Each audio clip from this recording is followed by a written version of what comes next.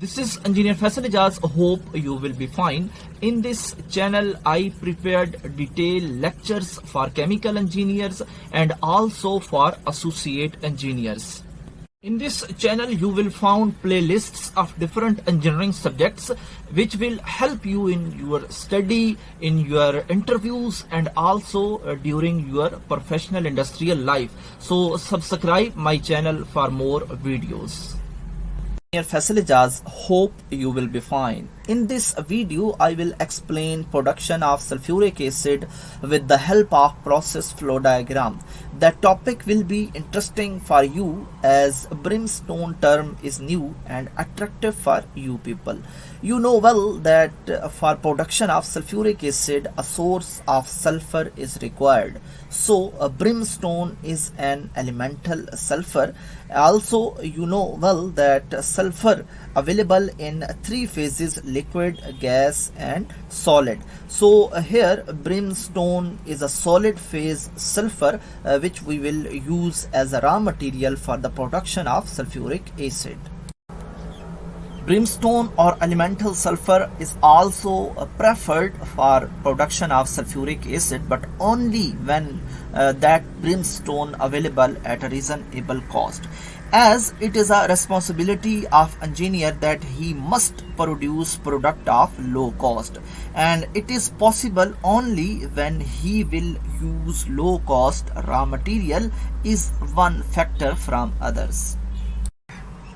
Sulfur burning or sulfur combustion plants are designed for both type of raw materials like solid feedstock or liquid feedstock, but liquid feedstock plants are mostly preferred because of ease in handling or reduce environmental problems.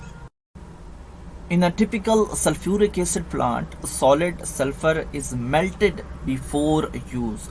So it is burned with dry air. So here you can see the part of process flow diagram.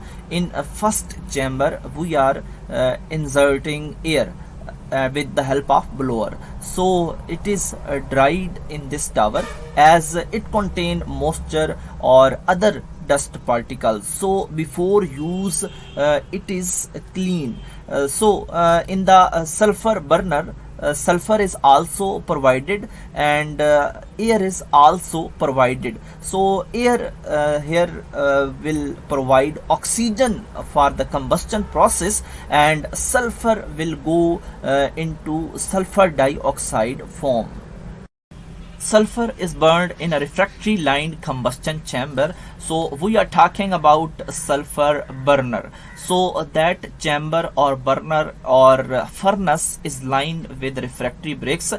So what are refractory bricks? Refractory bricks are used as an insulating material which is used in different furnaces which work at high temperature. So refractory bricks are used for insulating furnaces. So these refractory bricks have different types, and more than 20 videos are available in my channel, so you can consult them. So to produce a gas containing about 10% sulfur dioxide, so in this burner we will get sulfur dioxide which have concentration about 10%. So in the next section we will use a catalyst, or we will take place a catalytic reaction which will convert sulfur dioxide into sulfur trioxide.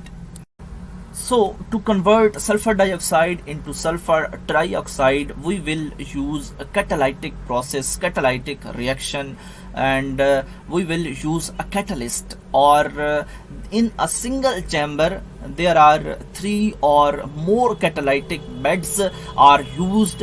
Also a cooling process is provided with the help of a heat exchanger to maintain the temperature of the reaction, so that desired temperature range may be between 420 to 450 centigrade.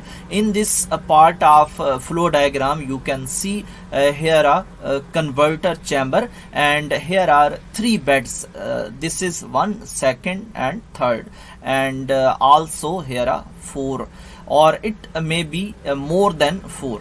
So here you can see in the dotted form catalyst, and also a heat exchanger is provided to maintain the temperature.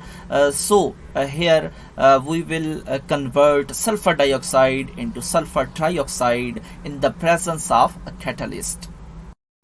In a catalytic chamber, two types of feed are entered. The first one is sulfur dioxide and the second one is unreacted oxygen. So here in the presence of catalyst, unreacted oxygen will react with sulfur dioxide to convert sulfur dioxide into sulfur trioxide. So here we use vanadium oxide catalyst, and here you can see two heat exchangers. The first one is to maintain the catalytic temperature, and the second one is for outlet gas, which is sulfur trioxide. So here you can see the gas leaving the converter tower is cooled further in a heat exchanger. So a second heat exchanger is here to cool the sulfur trioxide gas for further use. The cool sulfur trioxide will enter into next section, which is absorption tower. Here sulfur trioxide and concentrated sulphuric acid will contact to each other in opposite counter current direction. So here sulfur trioxide will be absorbed by concentrated sulphuric acid, so that sulfur trioxide will convert into sulphuric acid and we will get sulphuric acid. So here by addition of water, we will maintain its concentration 98%. So here is a full diagram or process flow sheet, and here you can see final absorption tower, and also some part is used for circulation and absorption of sulfur trioxide. So you can consult this for more understanding.